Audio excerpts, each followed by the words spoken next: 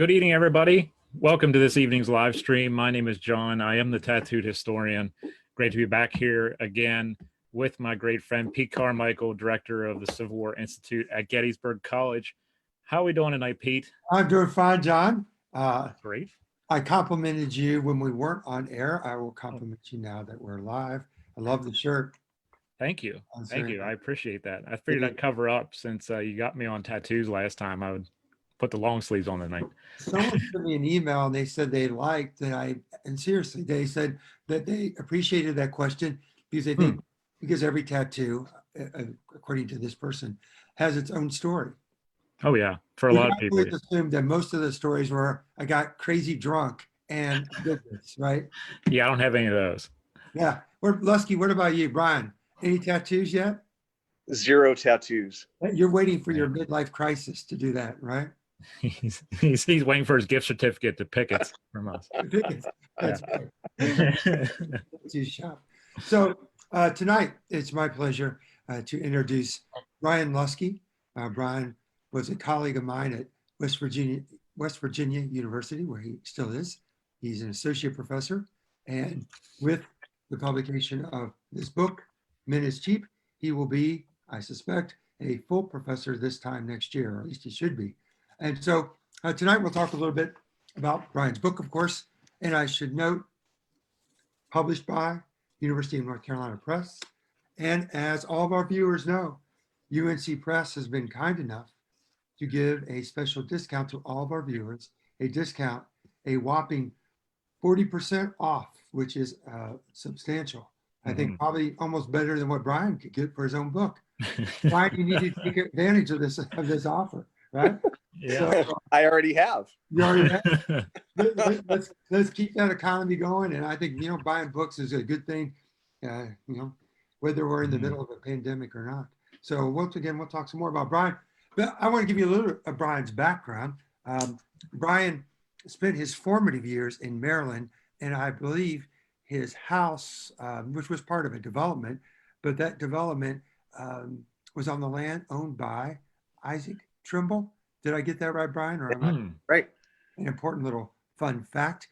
Brian did his undergrad at Davidson College in North Carolina. And when we're done, John, and Brian's going to be shy about this, but we'll just have to coax it out of him.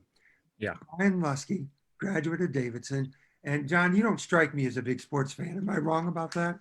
I'm a baseball guy. That's about it. That's not a sport. Okay. I like curling. Is curling fine? Okay, I'll go with that. Well, Davidson is noted for being a very fine academic institution, and a beautiful campus. It's the home of Seth Curry, who is a sharpshooting guard, plays for the Warriors. Of course, Brian Luskey, again, he'll have to tell us the details at the end of all this. He beat Seth Curry at horse. You got that's impossible, of course, because he's much younger than I am. And it's that's how you beat him. It's right. Steph Curry, not Seth Curry. What is it? His brother's name is Seth. Oh, it's not the brother you beat. Curry. Yeah. Yeah, just not as good a basketball player. Well, he's still an NBA player. That's okay that you beat his brother. That's true. Yeah. I'll give you that. And Brian, you should never let facts get in the way of a good story. I mean, that's rule number one for the historian, is it not? Yeah, print the legend. Print the legend. That's what people want. Yeah. So Brian resides actually in Gettysburg, so he obviously does the commute. In fact, he's essentially a neighbor of mine. And as the crow flies, he's a mile away up on her ridge. So Brian's in the neighborhood, the gated community, up on the high ground, right? And I'm in the valley. And I would also note that Carol Reardon, she's also in Brian's neighborhood. So all the distinguished historians, they're over there. Man. And I'm with the people, John, and that shouldn't surprise you. I'm not even allowed in the same town, so that's okay. Well, to get you in. So yes, so Brian's a neighbor as well. Brian and I, we love to trade power tools. We like to talk about mulch. Brian's favorite mulch is birch, I believe. I prefer pine. We're like regular suburban warriors, are we not, Brian?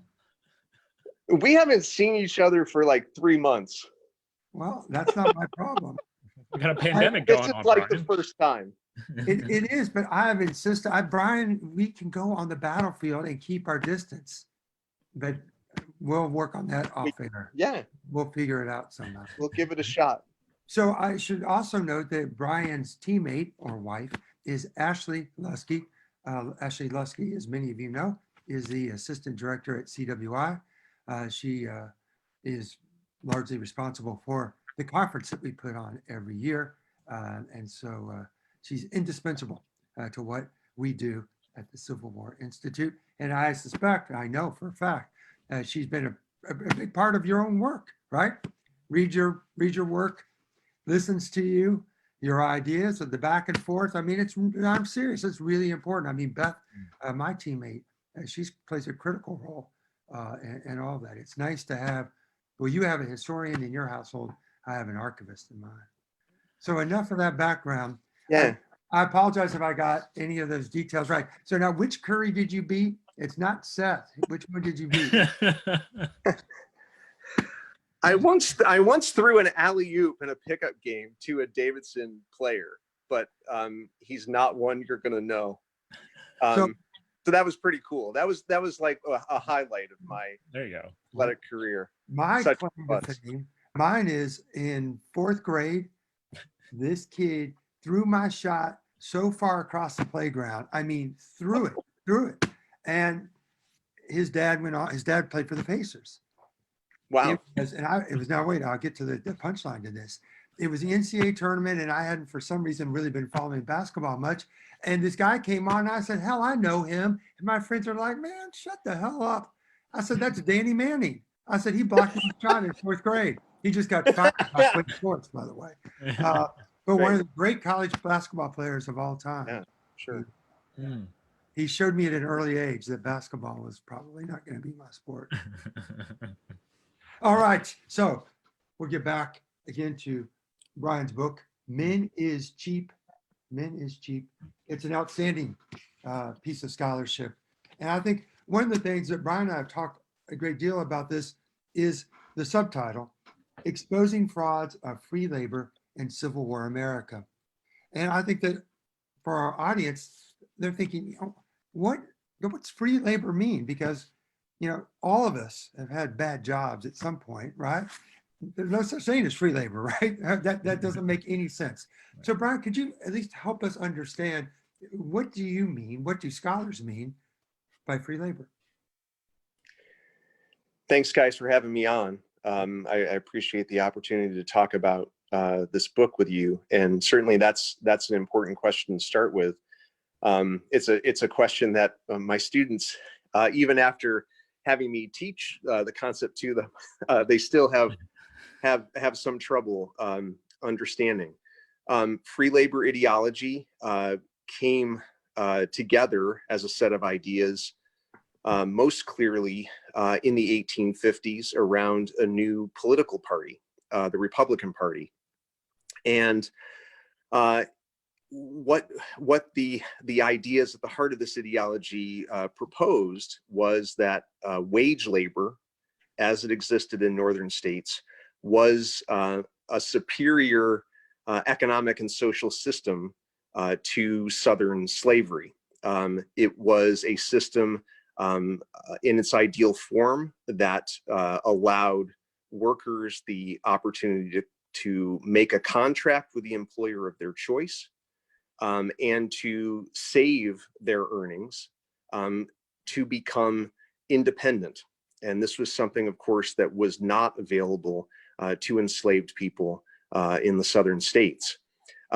It's part of an attempt to rehabilitate wage labor, which many white northern workers in earlier decades, in the kind of the rolling out of industrialization, a process that changed labor and the ability of workers to advance in northern society. Some of those workers referred to wage labor as wage slavery in an effort to combat the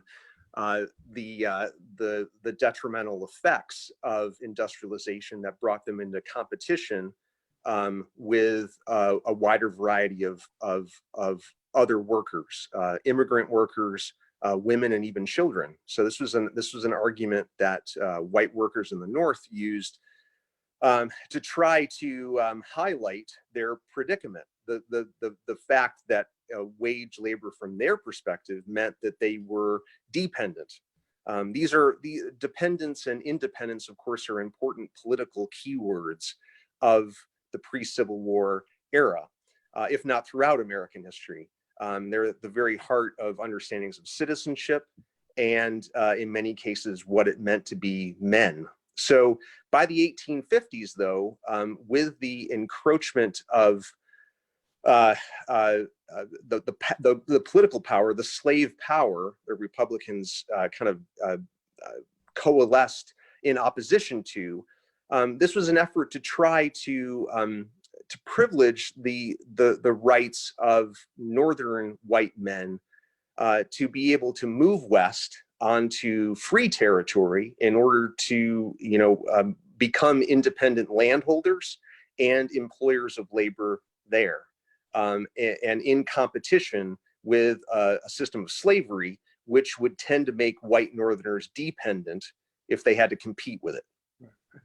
Brian, very quickly, tell us how Abe Lincoln epitomizes the aspiration of free labor.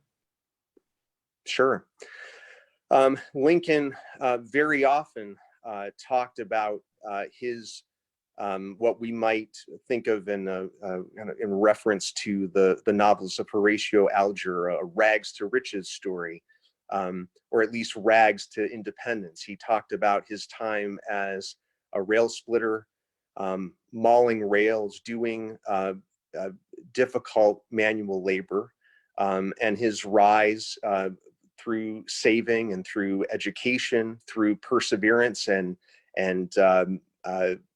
hard work. He became a respectable gentleman lawyer. And so he and his many of his followers pointed to Lincoln as a quintessential sort of example of the promise of free labor. And Lincoln proposed that this was a three-step process. He believed that wage workers were never in the North, within the system of free labor, fixed to their condition as enslaved people were.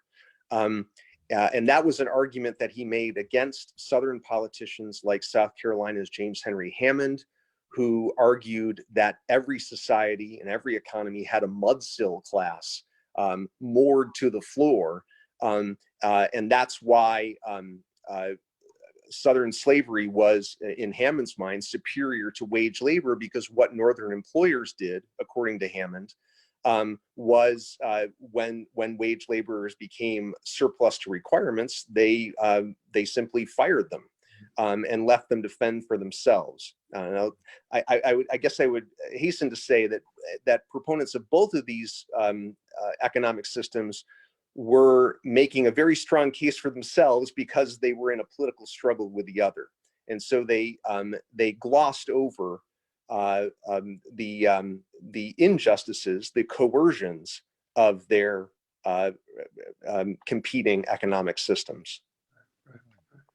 And John, before you get your question in here, I just wanted to mention, Brian, we do a lot of show and tell here on this, and I think a book that Brian leans heavily on, we all do, is Eric Foner's Free Soil, Free Labor, Free Men. It's his second book, isn't that correct, Brian? Didn't you do it?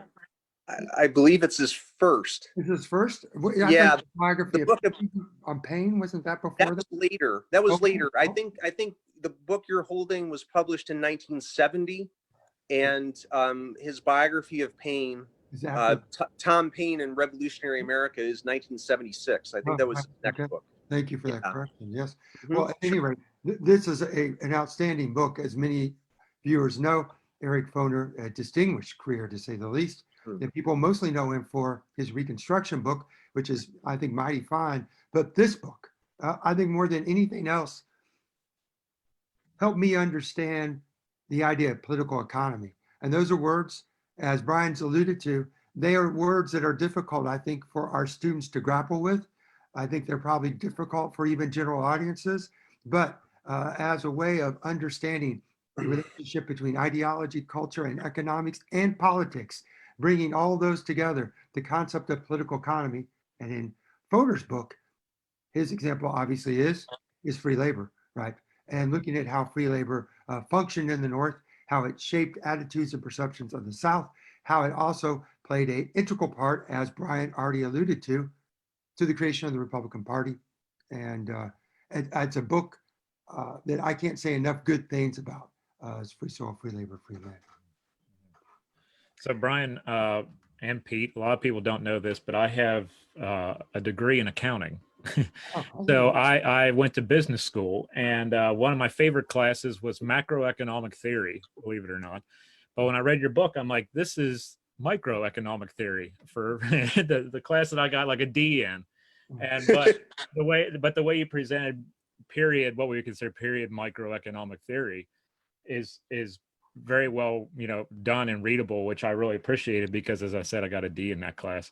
But the one thing that I really enjoyed with it that I'd like you to touch on is how art was utilized, because after all, people call me the tattooed historian. We should talk about art, and you put it in the book where you talk about posters and for markets and marketing, but then it's used later for the early Civil War days of recruiting. Mm-hmm. Would you like to touch on that for me a little bit? Sure. I guess to start, I want to just step back and to say that one of the arguments of my book, and it's in some ways building from Foner, so I just want to return to what Pete was just saying. Foner identifies two contradictory aspects of free labor ideology. On the one hand, it focuses on, as an ideology, on the opportunities available to wage workers to advance to independence. But it also talks about very clearly, and Lincoln was one of these people, there is no kind of opposition to capital within free labor ideology, because one of free labor ideology's freedoms, of course, is for employers to be able to hire workers of their choice. And at the time, people who believed in this ideology believed there was a harmony of interests between laborers and people with capital. They had the same interests, that workers were just capitalists in the making. It seems to me that the story of the war is a story that highlights the ways in which, from the perspective of Northern employers, the war seemed to be an opportunity for them to become more independent by virtue of employing people of their choice. And the war gave them a wider variety of options of who to employ. And we can come back to that. But to your point, John, I want readers to understand that free labor ideology emerged in a culture in the North that valued speculation and ambition. And we can see that, I think, very clearly in the advertisements of the era.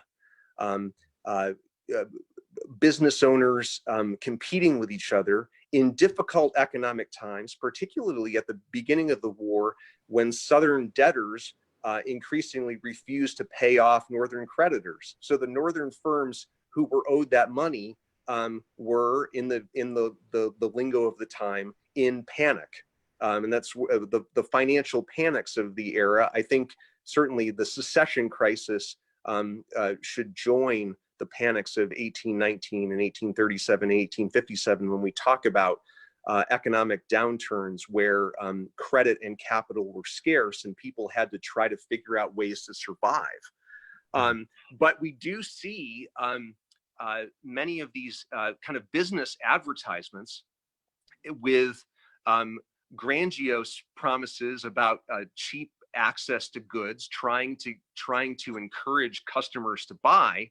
At the time the war began, many of the firms that printed these advertisements would use what were called check ends, the images in the advertisements, and these included depictions of soldiers and officers and the American flag. And these businesses would say, you can get access to cheap goods at war prices, or secession cheapens the price of goods. Yeah. So this can work for you, even if it's not working for the nation. But those same images printed by the same printing firms in cities like Philadelphia found their way, of course, into recruitment posters. And in my way of looking at it, these recruiting ads emerge out of a culture of advertising, which tried to get readers' attention. These were broadsheet advertisements that were sometimes 1.5 to 2 feet by 3 feet in size, and so they were plastered to the side of buildings. You really wanted to get people's attention. And from May of 1861, the federal government was offering a $100 bounty. So we often think of early war recruitment as being totally about volunteerism, about civic virtue, about citizens rallying to the cause of their nation. And of course, that's true. That's very true. But I would argue that it's something of a fool's errand to try to pick apart the political ideology or the reasons why James McPherson's For Cause and Comrades, the motivating factors for recruitment are nearly all ideological, pulling those apart from economic concerns of enlisting men worrying about whether their families are going to be able to survive this while they're gone. And many of these men are taking a pay cut to become a soldier, and so that economic concern was there the whole time. And I don't mean to devalue the ideological reasons to fight. It's just that these economic reasons were also there. And so I think that, to speak to your point, these recruiting posters look like they do in part because they were part of a culture of business and of commerce. Brian, I'm holding up one from your book right now. Mhm. You can see it. It was a good example of what you're speaking of, no? Indeed. Yeah. Indeed. I've forgotten now which town in Pennsylvania Ramage's store was in. Maybe you can. Well, it's printed in Philadelphia. These were these businesses. This was a small town in central or western PA. But he's the one who touts war prices, right? And it's this image of the soldiers on there and the flag as well, mixes it all together. Yeah.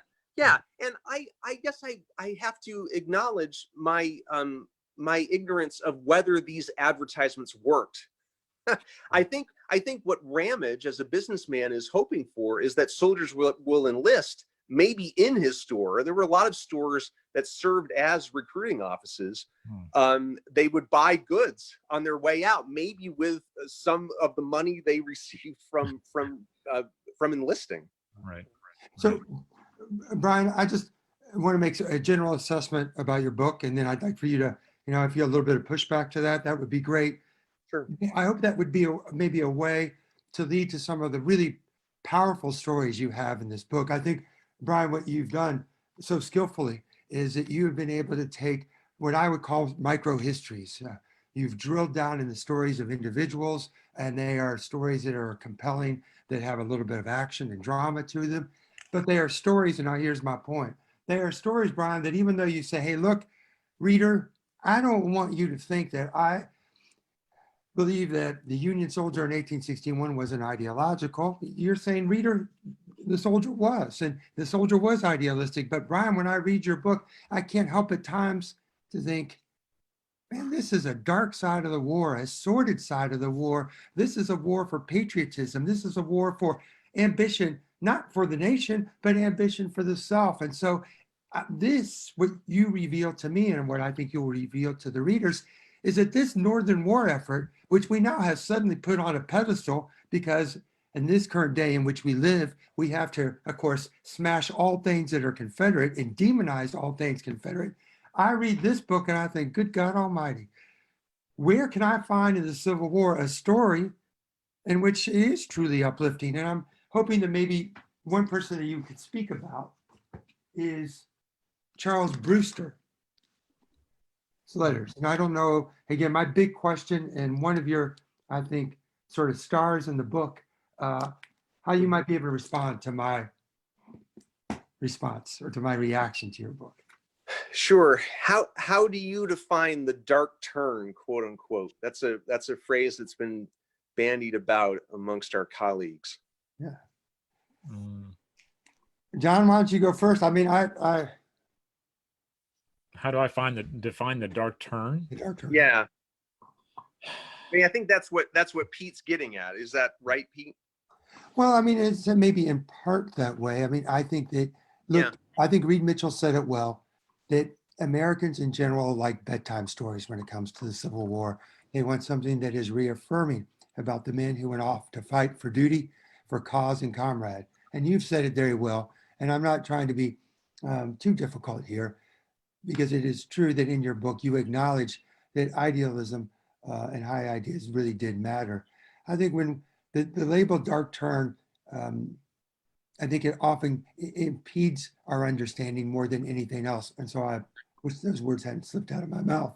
Instead, I would say, Brian, is that what I think you have done and what others have done is you've been able to get beyond the grand narrative of a war in which there are highs and lows, but ultimately we see the cause of liberty being advanced because the men in the ranks of Northern armies, as well as those people back on the home front, though there's dissent and there's disagreement, by and large, they're committed to the Union and they're committed to suppressing the rebellion.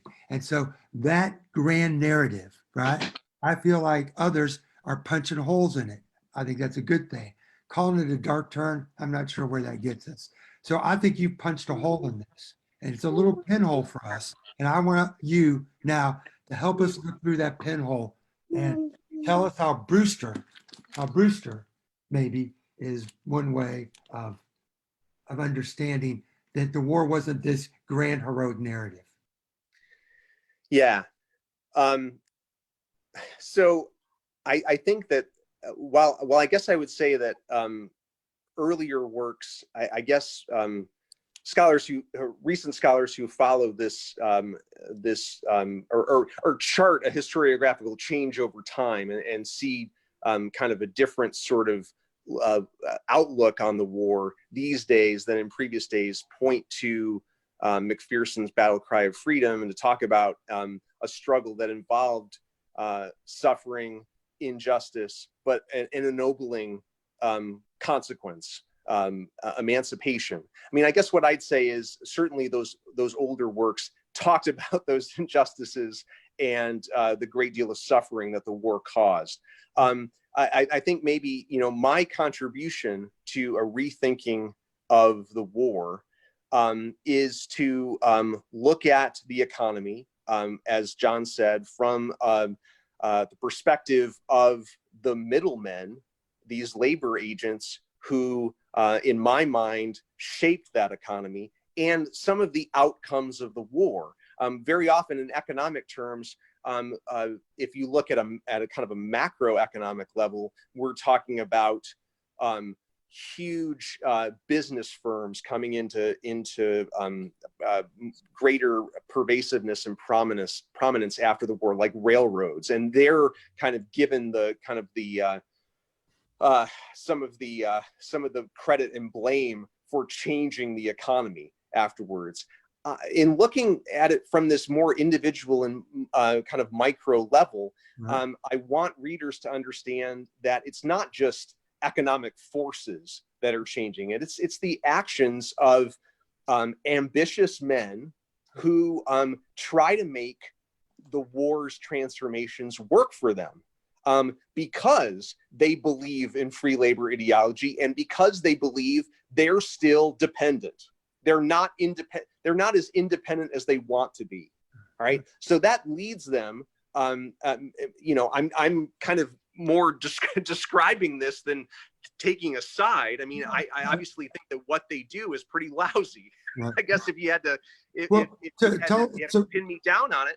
But let me just say that they're acting on events like emancipation and thinking of it in ways of how can I become more independent, and it's going to be employing people who have just been emancipated. And it speaks to the point that historians like Chandra Manning and Amy Taylor have made in their books, Manning's Troubled Refuge, Amy Taylor's Embattled Freedom, about the fact that emancipation did not mean freedom, or it didn't mean freedom as we would understand it. And that creates opportunities and closes off opportunities to emancipated people because they have to deal with the ambitious sorts who I talk about in my book, like Charlie Brewster. So tell us, how did, on the ground, what did Brewster do? How does he become not really an agent of emancipation, but he sees the war as an opportunity to be an agent for himself, right? Right. Charlie Brewster is from Northampton, Massachusetts. He was a store clerk before the war. You're holding David Blight's great edited collection of his letters that I used at length in this book. And Brewster is one of 4 or 5 characters that I kind of take through the war and to show how they participated in these changes. Brewster joins the 10th Massachusetts. He becomes a junior officer, second lieutenant in one of the forts outside of DC in the first winter of the war, and becoming a junior officer gives him a perk that enlisted men don't have. He can now hire a servant. And Brewster and other junior officers in this area have their pick of fugitive people running away from slavery in Maryland, primarily. And when Brewster hires a young man named David to work with him, he talks about defending David from recapture by his master, who is constantly coming into camp at Camp Brightwood looking for him. But at the same time, David's doing the labor that makes Brewster a gentleman officer. It's the labor that Brewster no longer has to do. And of course, when Brewster says, well, I can't really tell any difference now that I'm an officer from when I was a non-commissioned. I came in as a sergeant, I guess. He said, I can't tell the difference. But in fact, he tells his mother, now I have, I used to have no money and a lot of work, and now I have lots of money and no work. Right.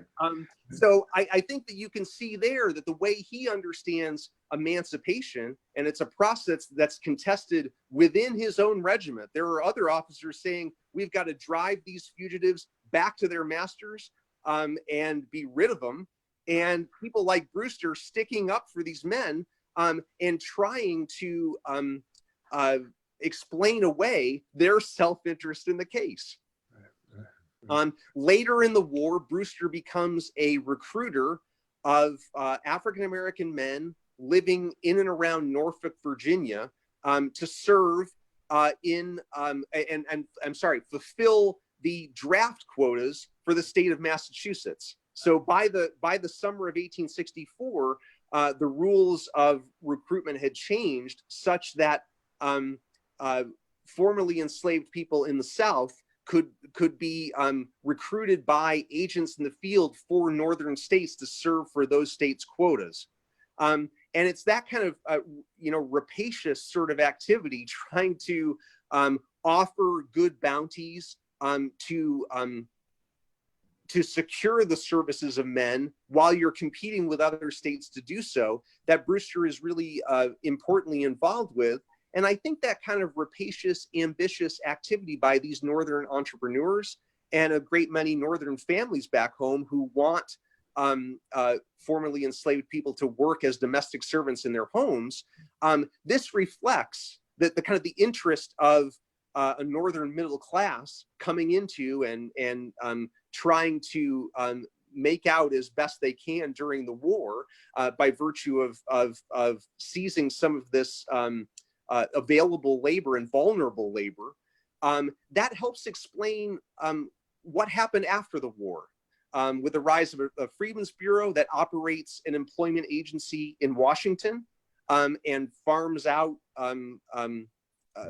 former slaves to Northern households, and to some of the labor conflicts and the retreat from Reconstruction that we see in the 1870s. When a lot of white Northern employers turn away from helping formerly enslaved African Americans, in part because they still have a lot of misgivings that laborers aren't obedient enough. So Brian, real quickly, now I'll turn over to John here. So, but Brian, what you've just described for us in Brewster's case, and then you've noted that in fact, the recruitment of former slaves into the Union Army, that the practices that were utilized were often coercive or deceptive, and that these other labor agents, which I hope you'll talk about, and how they were able to funnel not just former enslaved labor to the North as domestics, but they also used former or Confederate prisoners as well, right? Trying to find them jobs up North. But Brian, here again, well, I was so struck by this book and also dismayed because I've had over the years, especially when I worked at national parks, have visitors coming to me with a lost cause view of the war. And with that lost cause view of the war, they time and time again say, the USCT regiments composed of men who were often there against their will. And so how, if I were to say to you that this book unintentionally reaffirms some of that lost cause dogma, how do you respond to that? Pausing. Well, I guess what I'd say is that my argument in part is that white Northerners in the main fought the war to vanquish slavery and the power of slaveholders. That's what I mean by that. So when they said they were fighting for union, in part they were saying they're fighting against the powerful cabal of the most wealthy men in their society who lauded all of the political power over them.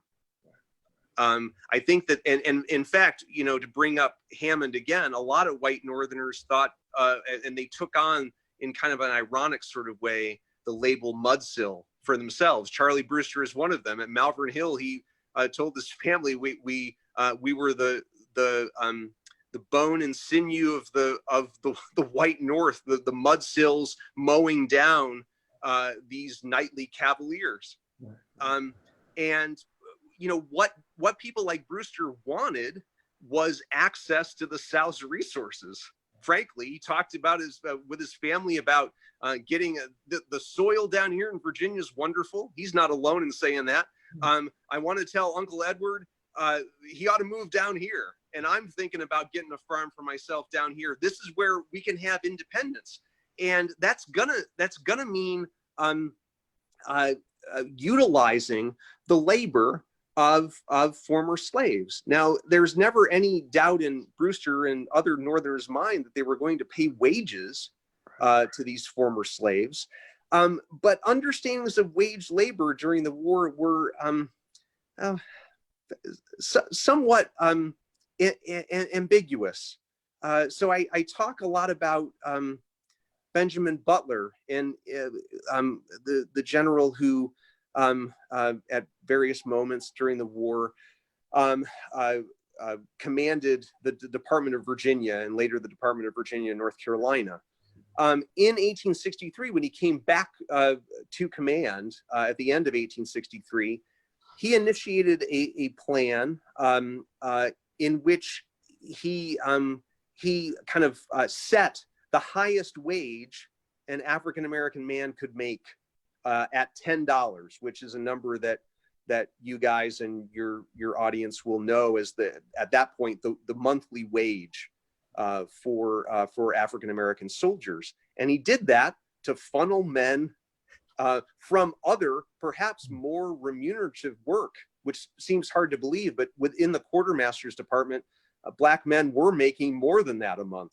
And what Butler was trying to do was to get those men into his armies, in his department. And so there are ways in which commanders could fix the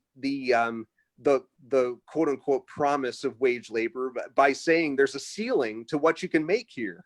And the first people to be upset about that were other employers in his department, who complained to very little effect, actually. Butler got his way, and these men did start to enlist because there were fewer and fewer opportunities for them to do anything else. He says that impressment is not permissible under this general order, but one of his subordinates does that very thing. And so I talk about this subordinate, John Nelson, and how he was trying to recruit the 10th USCT, his regiment, through underhanded means. And I think what that the testimony at his court-martial for having done this, he was brought up on these charges of impressing Black men in the region to serve in his regiment. What I find is that the men who were dragooned at bayonet point into this regiment talked about a mixture of things that reflected the power of the ideological or cultural power of both consent and coercion. So these men would say, when asked, so did you come here of your own accord to enlist? Well, no, this gang of Zouaves came and forced me to, leave my own crops. And it was stunning to me reading some of these sources, as these men were saying they already were independent. They were farming, maybe on government farms, on occupied farms, but feeling some sense of ownership over what they were doing and some independence in what they were doing. And they would ask, well, can't I bring my corn in before I go? Like I'm willing to go, but just on my own clock. They believed that their consent mattered, though. So they'll say things like, yeah, I was made to come here, but I was also obliged to be a soldier. And I think they're just starting to try to figure out how they can conceive of themselves as citizens, which of course we often think of as being about rights. But in fact, it's also about obligation, and they understood that obligation. One guy said, I'm here, and he was forced to come to this camp, and he said, I'm here to fight for my country. It reminds me, though, of, Confederate soldiers, non-slaveholding Confederate soldiers, had the very same conception, though, did they not? Of, I have an obligation to my nation, but I also have a sense of duty to my home and to my community. And that Sure. community, and that's a kind word, is saying going AWOL, right? Going from army to home, back and forth, is really no different than what many of these USCT volunteers, what their ideas of what duty was. Yeah, I didn't really answer your question about the lost cause view. I guess I would just say it's complicated. I mean, even in a situation in which men were impressed, they could feel like in some ways that they might want to be there, maybe under different circumstances. And so it's hard to say that. Certainly I would react very strongly against any assertion that these men purely did something that they didn't want to do. Well, but I think you did answer it, because you made the point they got paid wages. And I think you did answer it because you also made the point that they got to arbitration. It could be a court martial, but there was still some arbitration. It's clear that their status as free people again, not the freedom that maybe some of us would like for them to have had and what we Yeah. often imagine. But I think you make it very clear. It's not slavery. It's not slavery.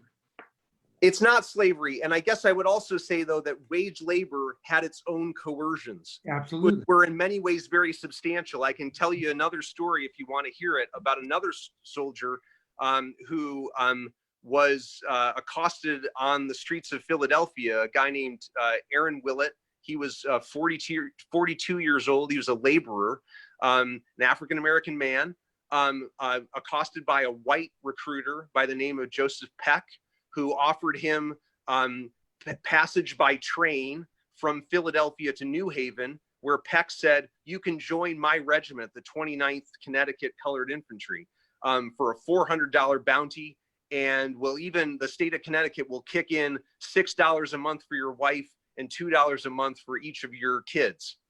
And Willett said in a testimony later on, you know something's bad's going to happen, because I know about this through kind of a court-martial testimony. But he said, I couldn't believe that Connecticut would pay someone from another state to serve in one of their regiments. But this was a deal that was too good to pass up. And I guess we should also know that workers were not gullible, but they were looking for bargains. They were looking for opportunities.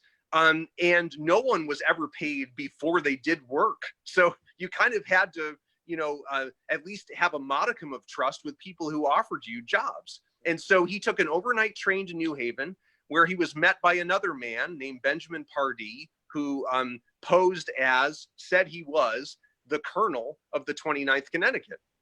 That was at that time, Peck informed Willett that $20, that the cost of his train trip would have to be forfeited out of his bounty. And Pardee said, "We're only going to pay you $200, not $400. And Willett said, "I ain't doing it.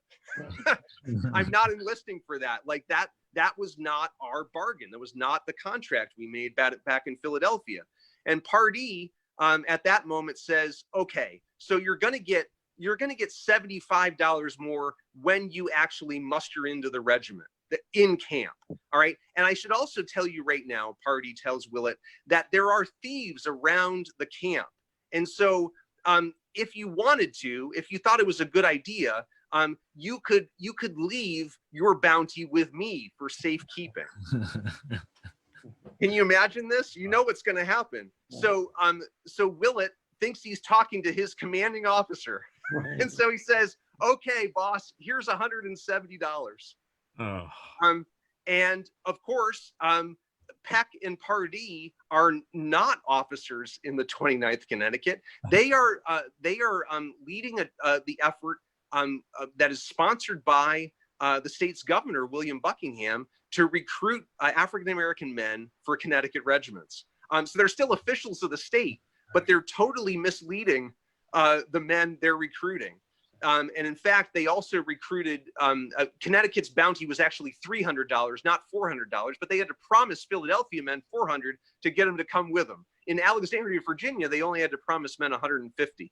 So Pardee had this whole network of agents working for him to bring African-American men north to Connecticut.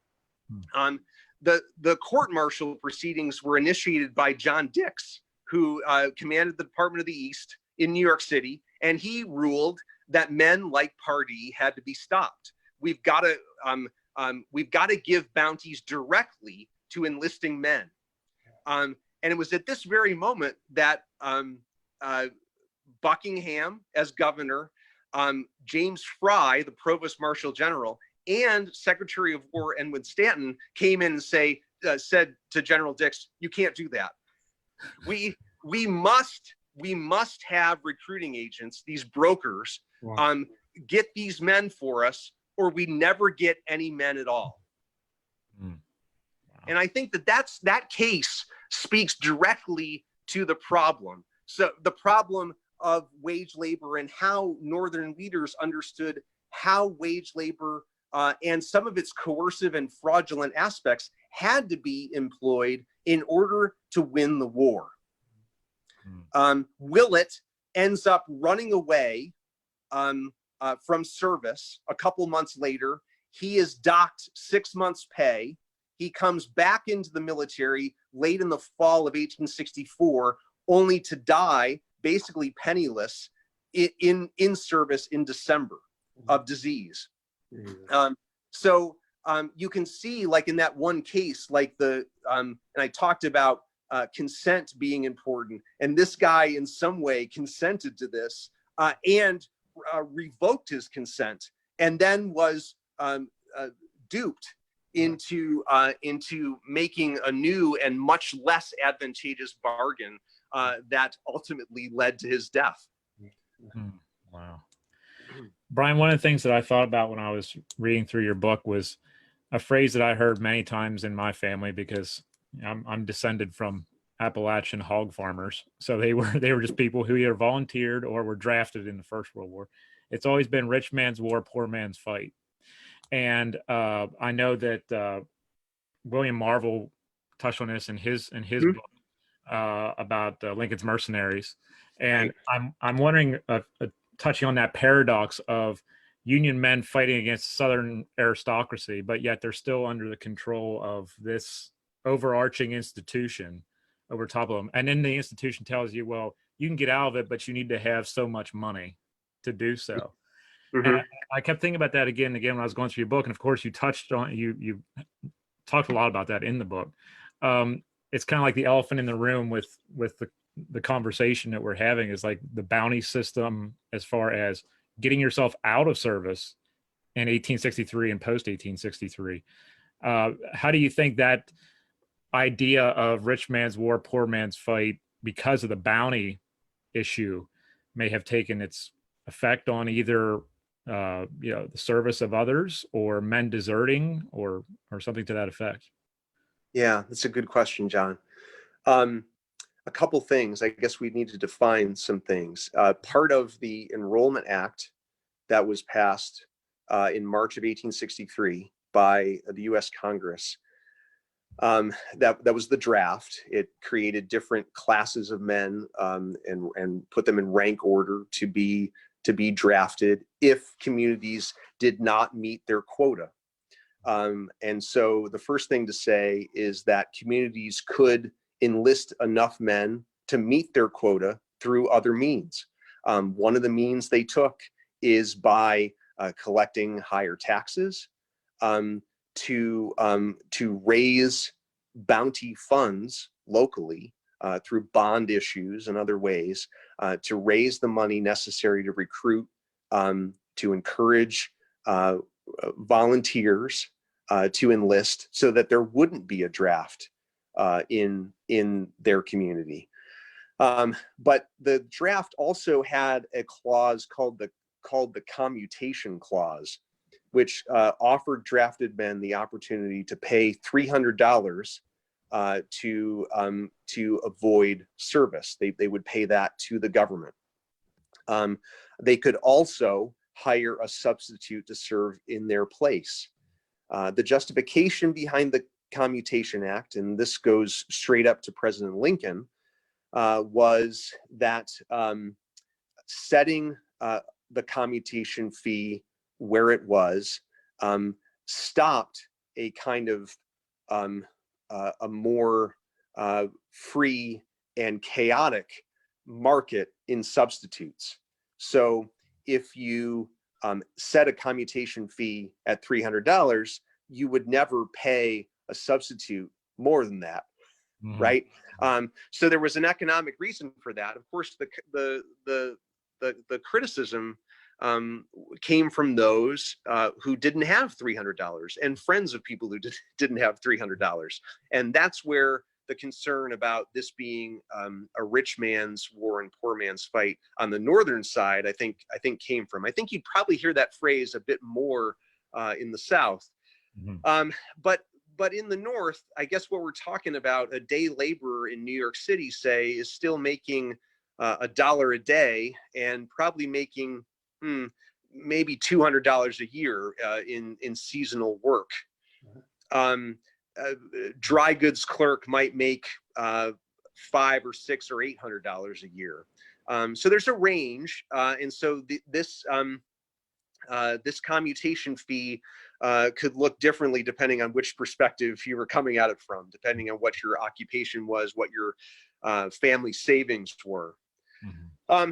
So this certainly did create inequities. I guess, what I'd say about William Marvel's Lincoln's Mercenaries is it's based upon really impressive census research.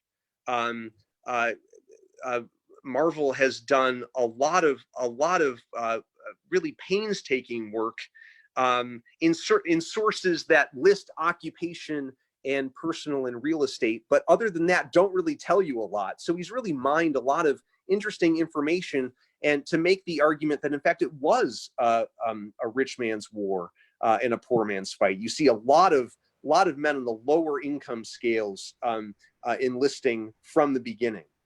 I guess I would say though that he often treats people with similar amounts of capital,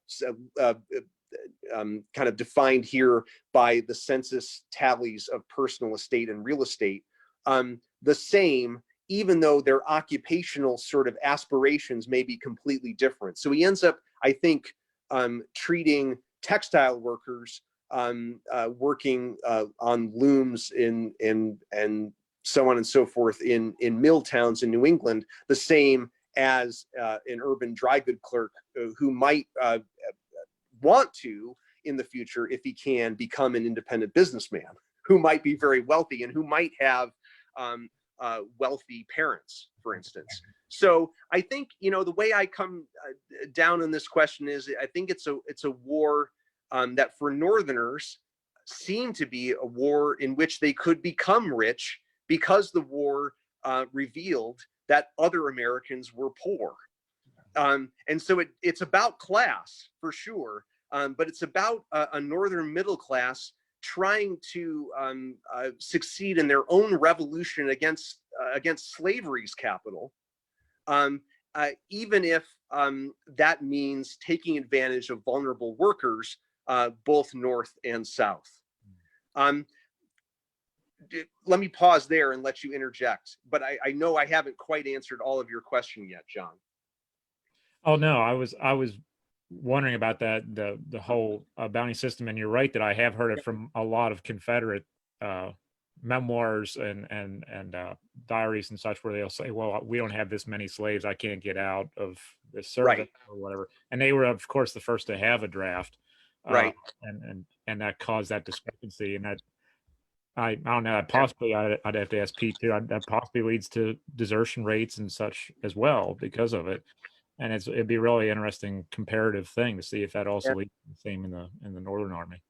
So the thing that changes in the middle of 1864 is the Commutation Act, because of all this criticism against it, is repealed, and that creates a market in substitutes where drafted men would have to pay, let's say, over the moon for a substitute. Yeah. And that leads to the development of this class of labor brokers called substitute or bounty brokers, who declare for drafted men and men who might want to serve as substitutes that they have information for drafted men and those who want to be hired in an anonymous system of labor. So you have, I gave you guys one of the letters of one of those bounty brokers to post, in which he refers to men is cheap here today,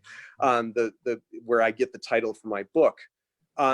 These men regularly linked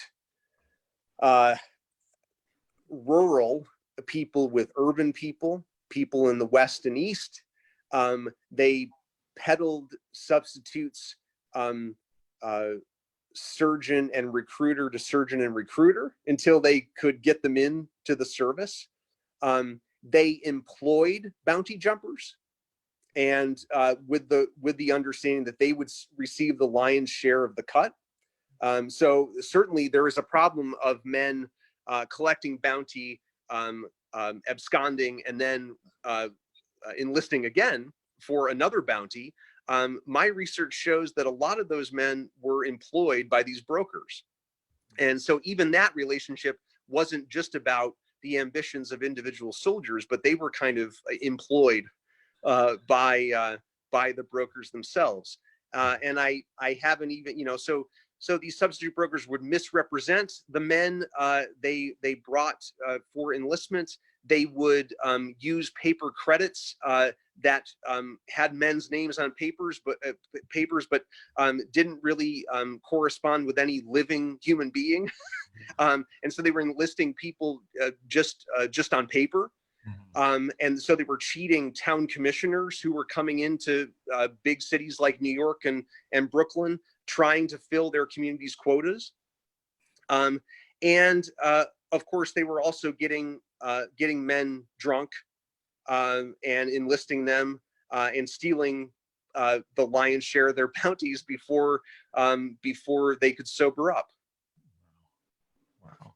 Well, Brian, I think the other thing that you've pointed to is it's human trafficking that's occurring, right, with these labor brokers. I mean, it's human trafficking, something again that we often don't think about when we reflect upon the Northern War effort. And I think that's again what your book has done so brilliantly for us, is that it opens up these what you might call sort of underground economies. And it's a point that John and I that we have touched on with a number of other of our guests, is that the original scholarship that you've done, it can only be done by going into the archives. And we've talked about some of the differences between scholarly work and work that's more for a public audience.